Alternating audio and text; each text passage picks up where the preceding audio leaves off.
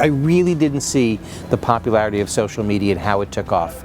I was thinking what was going to happen, with MySpace is it was going to be a nice little approach for social conversation.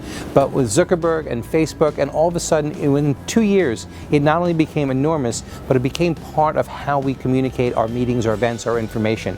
I also didn't see coming the fact that our industry wouldn't grab onto the usefulness of it and started using it as a marketing tool rather as a connection tool. So I think both of those things which blindsided me to some extent, and still to this day I'm really, really surprised how few people have really adopted social media in its real state, which is as a communication tool and a connection tool. If Google hadn't have developed, then we might still have a lot of traditional means that we have to market.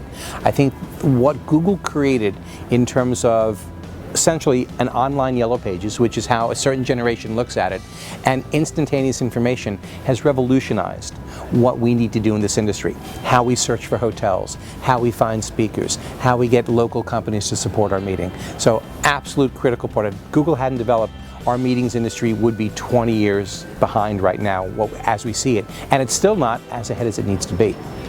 I believe that the major problem with planners who are looking at technology limitations on a monetary basis is that they're not exploring other opportunities to be able to offset the costs. Perfect example is the conference app. We still have a lot of people in our industry who haven't even gone down that path, and continually that issue is price point, that it's too expensive. But did you know?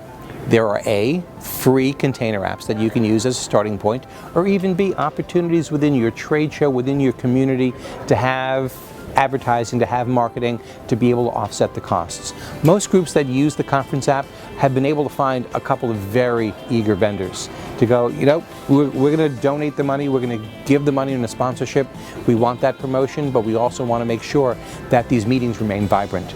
And without a tool like that, we're stuck in a model which not only is really old school, but is harming our environment and our planet.